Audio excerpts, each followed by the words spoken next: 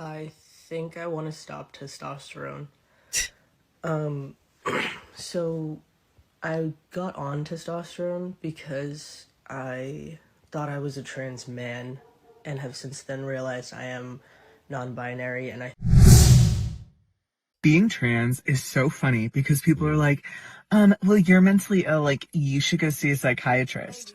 I did. They diagnosed me as transgender. I was diagnosed with gender dysphoria, which is being psychiatrically diagnosed with being trans. Okay, welcome back to my channel. Finally, they're admitting that it is a mental illness. It is a mental disorder. Finally, some of these transgenders are realizing that you need to go to a psychologist or a psychiatrist, and you have to have extensive mental health care in order to understand that this is not normal. This is just not normal. It's not normal for a woman to want to be a man or a man to want to be a woman. It's an actual real disorder. So I wanted to start out with that today because the madness going on in this whole transgender space. And as you know, I consider myself a transsexual, not transgender. I believe those are two different things. And I have a sex disorder on some level. I want to be a man, okay? It's not my gender, it's my sex. I want to identify as a man. I want to be a man. I wish I was born a man. None of those things apply. I changed my appearance to look like a man. You all know how I feel about all of this. They're word playing on stuff. They think they're women. They're not women. They're men. So once we understand that it is a mental disorder and we get back to that space, we are going to actually be able to stop the madness, because now we're going to go back to an older system. Now, today I really want to talk about how sane transsexual people understand that we didn't change our sex. We understand that we live in this space in order to walk the world more comfortable for ourselves. We don't want you to feel uncomfortable. It's why we make a huge effort to look like a man or a woman. These other people who are like, passing is a privilege. No, passing takes work, and it's a commitment, and it has nothing to do with privilege. It has everything to do with getting your ass up and going to the gym and really, making as much of a masculine space that you can. Some people can pass very well. Some people might not ever get to that point, but oh well, that's why you got to take this and understand the pros and cons to it, okay? So with that, thanks so much for liking, subscribing, being part of this channel, helping me, really get to the root of all of this on some level evil, and what they are doing to young people is so disgusting and wrong. And there's been a history of transsexualism in the world, but it was treated as an illness and a disorder because it is that. And so I found some videos that I think will help to sort of get my point across here. And here's the next one that I found. A lot of people were reaching out to me and telling me about this great interview, and I'm hooking up with this hooking up. I'm connecting with this transsexual male to female, and hopefully I'm going to get her on the show. So let's look at this one next. Dad, I've got something to tell you. I'm transsexual. You're a man! I've had a few people spit on me. I've had fights on public transport. The actual surgery itself, you wake up and look down. It's just cosmetic. There's no depth. You can't have sex with me. I'm a doll. I can't say I feel like a woman. I don't know what a woman feels like, and I wouldn't want to take anything away from something that I would have loved to have been. Have you ever slept with a woman? Because you've got to make sure, haven't you? Oh yeah, I was going in hard. That's perverse. Don't you dare. Genuine transsexual women are considerate. They're considerate of women's spaces. How do you go to the toilet? How'd you go for a wee? If you've got a penis, you've got no right being in the ladies' toilet. A man self-IDing as a woman, as a lesbian, with a penis, going into a woman's bar. It gets very complicated. You're standing up there with a dick, and there's women there that should have got that award. I would love to have had a child, Liam. As a mum or a dad, anybody that wants to stand up and put their cock on the block, no pun intended. Dylan Mulvaney, he did Days of Girlhood. Days of Girlhood? Aren't you a man? Yeah, what the fuck would you know about girlhood?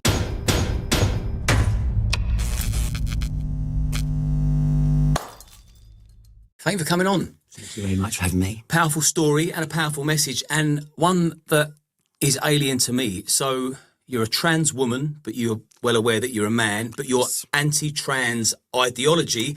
Yeah. So we're going to discuss that, your transition, how we can keep children safe, and the sinister undertone of the trans movement that the UK, well, actually the world, the West in particular, seems to be plagued with. But I want to get an idea of your background, and people watching and listening would also want to know, you know, how you ended up here, completely transitioned. So I really love this woman, male, man who lives as a woman.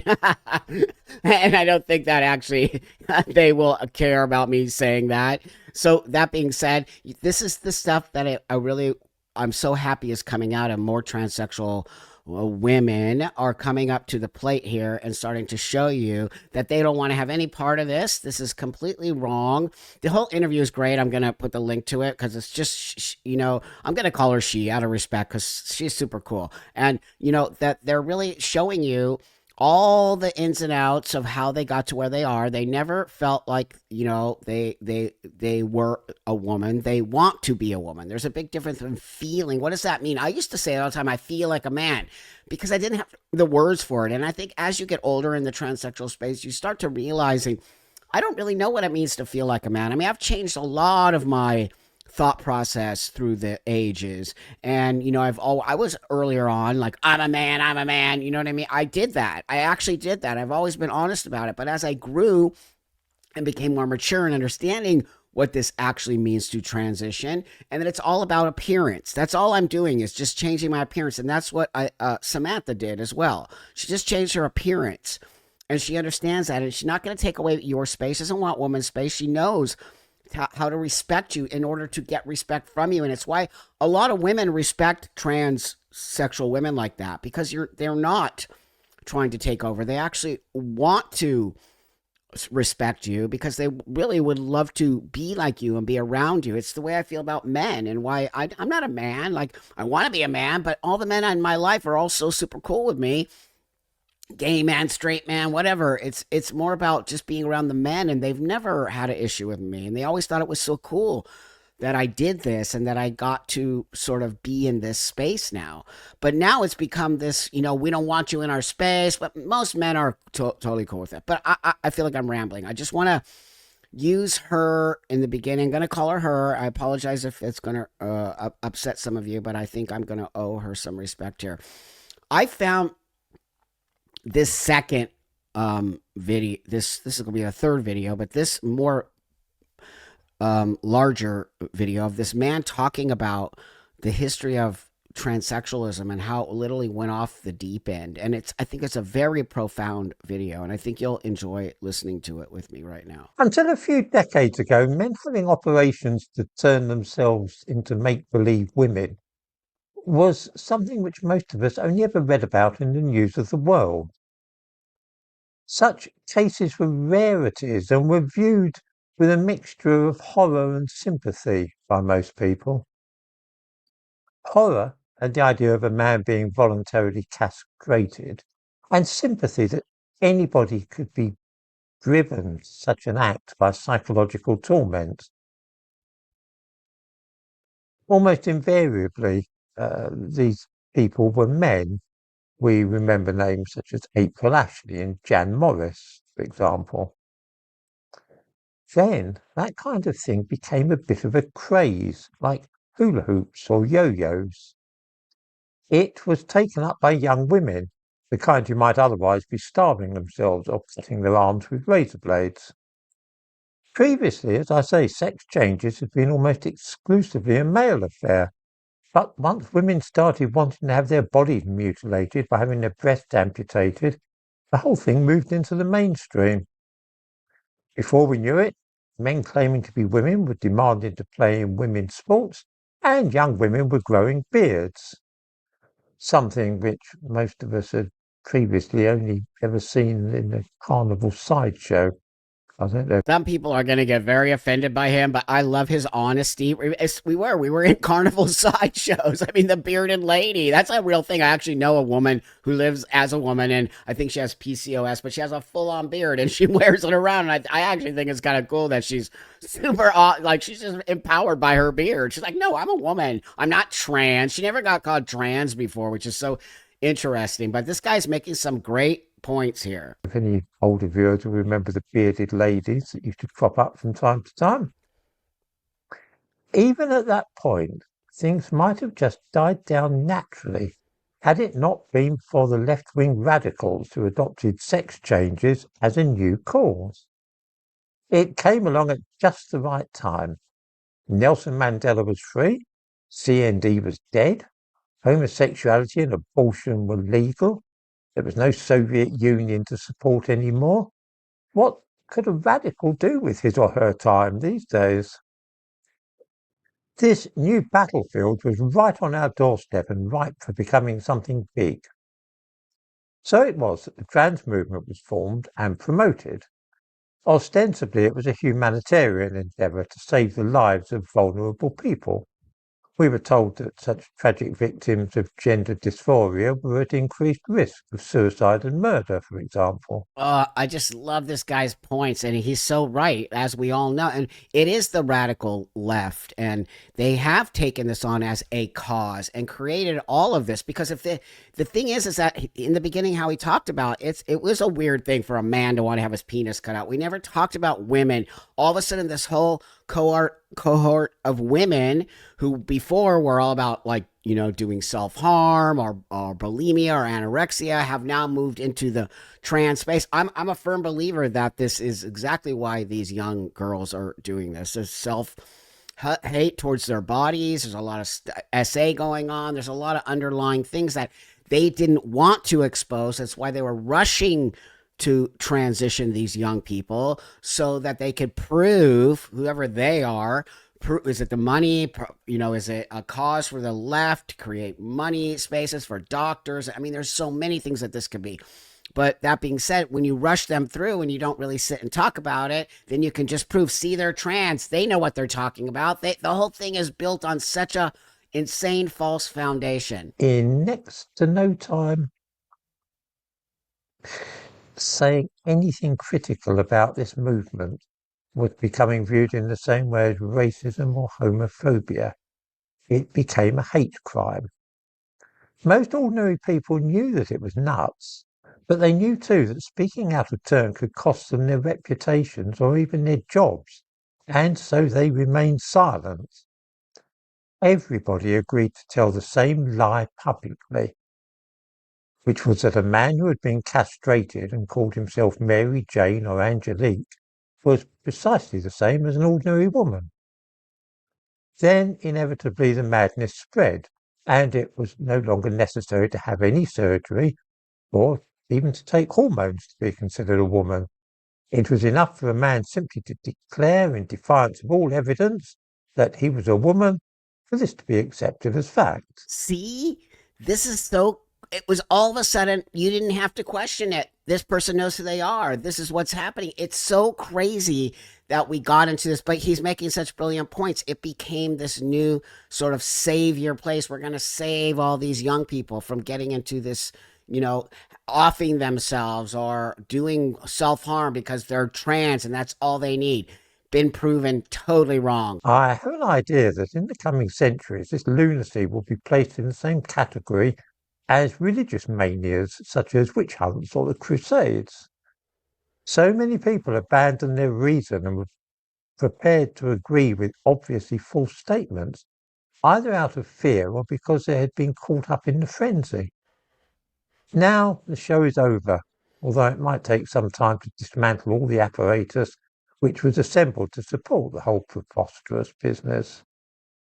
The ruling by Britain's Supreme Court, together with the moves made by President Trump's administration, are likely to mark the end of this particular game, although of course others will emerge in the future. It's human nature for this sort of thing to flourish for a season before it ends up on the scrap heap of history. Wow, I just think this guy is he just made so many amazing, great points there. It is genius what he said, and that's the reality of it all right there. We are just taking something that has always been a very small part of the world, and we have created a new savior space to help. I don't know, in my opinion, it's all about money. It's all about creating a new sort of space because everything else is cool, like you just said. We have nothing to fight for, so let's create a new thing to fight for. People can't just chill out and be good. And now we're going to have all these young girls who are hurting from this, because it is mostly young girls who are going to be in the long run, just, I don't even know. I honestly don't know. I'm scared to even think about the future for these young girls and what's going to happen to them. So I have this great one from, you all know who Chloe Cole is. She happens to be a friend, and she's a detransitioner who tried to transition at an early age. I think she was given puberty blockers. It destroyed her body. She became an advocate. She had a double mastectomy, and she now became a huge advocate for speaking out against childhood transition, as well as transitioning people without understanding the law. She totally believes that there are, in my opinion, in my conversation with her, that there are people like me, but her and I both agree it's a very small space and it needs to be adult only.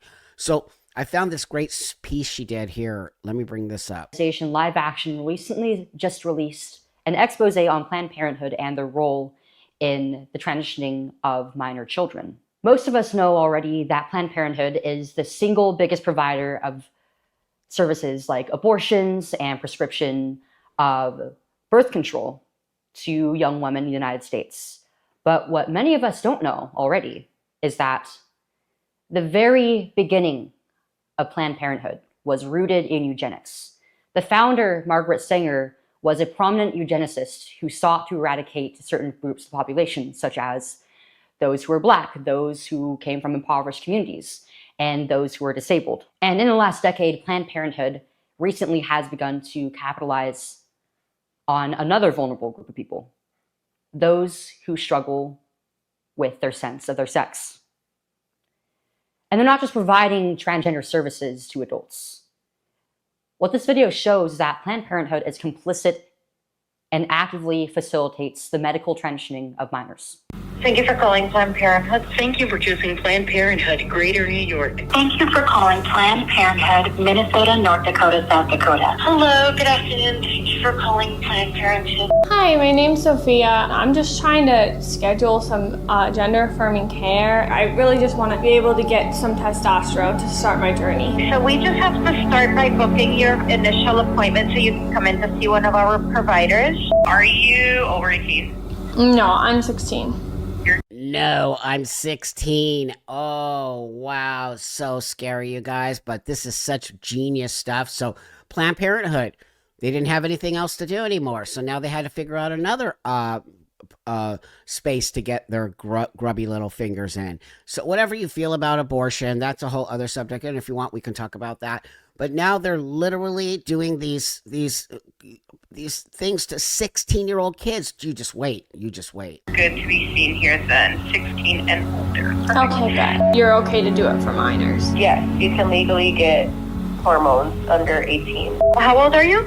16. I know my mom has to come in with me. And does she have to be in there the whole time? Like, how does that work? Because I don't know if I'm comfortable with that. At some point in the appointment, maybe she doesn't have to be in the examining room with you. You said I could do it virtually? Yeah, you can do it virtually. So that is not unique to Planned Parenthood.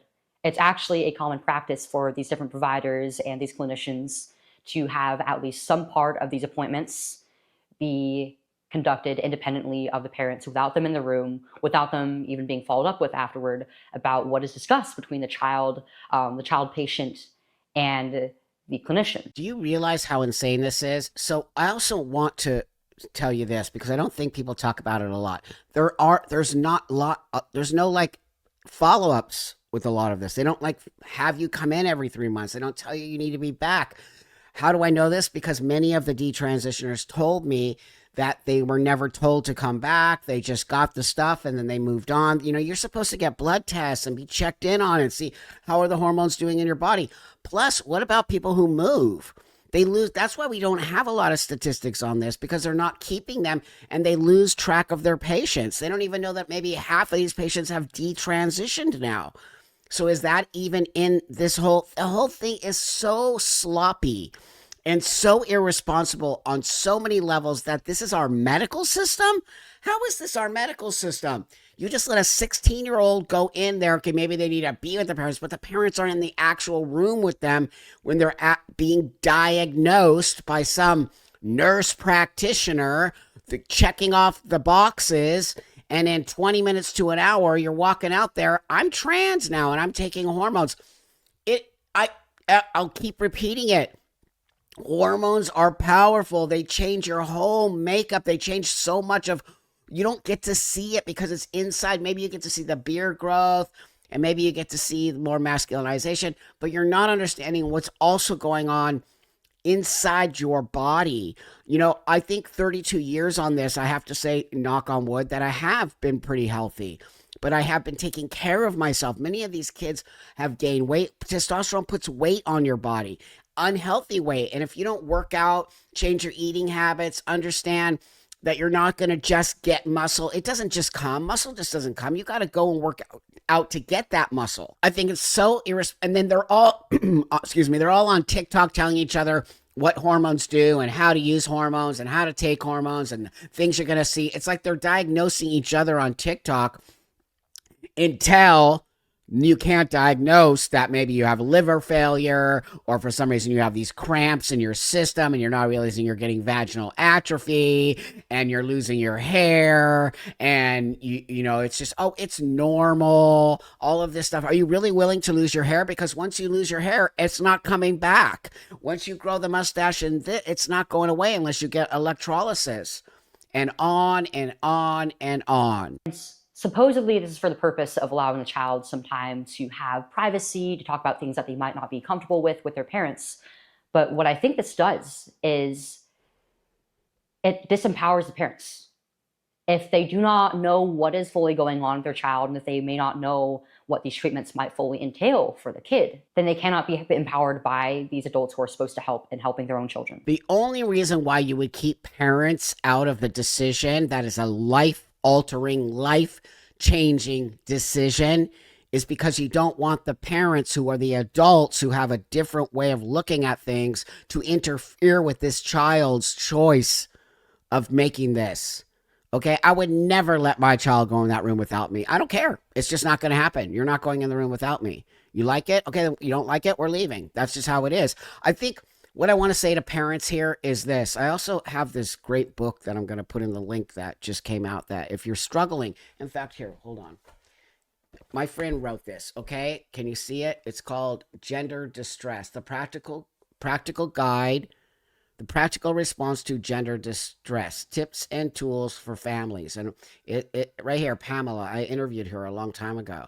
And these are the kind of things we need to start having, because I know a lot of you feel lost and you feel disempowered. You need to empower yourself, okay? No, your child probably isn't trans. No, you don't have to okay your child. No, we need to change these laws where if you don't tell your child they're trans, they're going to take the kid away. Do you realize the insanity of all of this? They're trying to disempower parents from their children. That is not okay. No government should ever have control over your children. If you're doing something insane, which we know, CPS, all of that, that's different. But not affirming your child's choice to transition medically is not child abuse. It's the other way around. Okay? And I'm telling you that as an elder transsexual, it's the other way around. You need to tell your child no. Okay? And then you need to get your child into some kind of therapy, family therapy, so you can all discuss it, away from the friends and the people they're hanging out with, and get them off of TikTok. Sorry, dude. You can't be on TikTok anymore. Go cry. Go cry in the bedroom. We're just going to have to deal with it. Like, we've got to get back to some semblance of letting parents parent their children, and that sometimes means no. So I want to I get so frustrated by it because I think that they're purposely doing this to, you know, disempower the adults in the room. Hold on, I have this one I want to show you. I think I want to stop testosterone. So I got on testosterone because I thought I was a trans man and have since then realized I am non-binary, and I think just gender is very confining to me. And I want my body to look pretty androgynous. And I'm at the point where the only thing I really want from testosterone anymore is the fact that it helps build muscle. But I can work around that. I can just train harder and stuff. I don't really want any more facial hair than I have. I already have to shave. I have too much body hair. My voice is androgynous enough now. I smell bad because of testosterone, and I'm done with it. I have an unpredictable period because of testosterone, and I think I'm done. I'm speechless. Duh! Did nobody tell you all of this stuff was going to happen when you decided you wanted to be trans? You wanted to, I don't think I'm a trans man anymore, and you're on testosterone? What? What? This is irresponsible behavior for the adults to be doing this to these young people. I don't want to shave anymore. The whole reason I take testosterone is because I want to shave, even though I don't. I want to smell bad. I want to look like a dude. You know what I mean? I didn't want my period anymore. I wanted no semblance of anything female. It's the whole reason why transsexual men did this. And now we have these young people saying, well, I guess I'm not really trans anymore. I'm a non-binary. And then rolling it back. And then, oh man, I just feel so upset and so sad because, when you just see the train, I think I use it all the time. I see the train coming and you're all standing in the tracks. And I'm like, do you not see the train? You're going to get killed. You're going to get run over. It's going to destroy your life. And it's like nobody's listening to us, all of us. I'm not the only one. But I seriously do want to cry because, the thing that frustrates me is that this did help me, and it helped me in so many ways to move forward in my life. And I did it as an adult, and I will continue to tell you the same thing over and over again. But when we have young people like this, I think I'm done, and then flip-flopping about what it means. Testosterone is powerful. It is irreversible. The damage that you have done to the inside of your reproductive system will never come back. You might not ever be able to have babies. You might not ever even be able to have maybe sexual functioning. There's so many underlying things that are not being told to you. Yet I'm the bad guy. So, again, don't shoot the messenger, but here I am, like literally in the line of fire. And I just... It's why I still go to therapy because I just feel that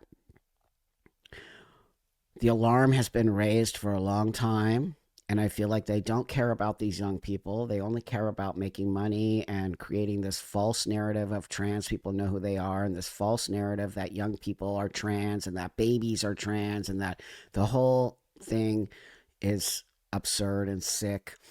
And when we have this one last, I'm gonna leave with you, when we have idiots like this. Hi, just a reminder, if you have no problem calling him Leo the 14th, you can also use your kid's new name and pronouns. It's that easy. Okay, have a day. The smugness, the actual smugness of these men pretending to be women, that one, you see, they're totally to the children.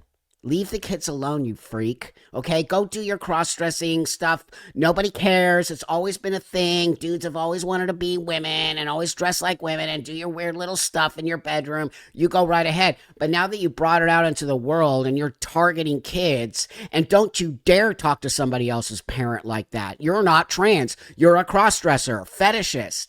Big difference. And they're not your children. So leave that between the psychiatrist, the parent, and the child. But all these weirdo trans activists telling you that you're a bad parent, no. You are a good parent if you say no. And you take your child to get some mental health care before it's too late, okay? And they go behind your back and they do all kinds of other stuff because these weirdos are pushing them towards that. I'm done. I'm done with all of you activists pretending like these kids are trans when they are not trans. So that's it for today. And I really hope you understand how important these messages are to me, because I will not stop and I will keep bringing this to you, and I will keep showing you that this is a mental illness. It is a disorder. It is very small. The majority of these young people who are doing it because they want to be part of something, or they're not feeling good about themselves, or they need some kind of mental therapy space, but they are not trans.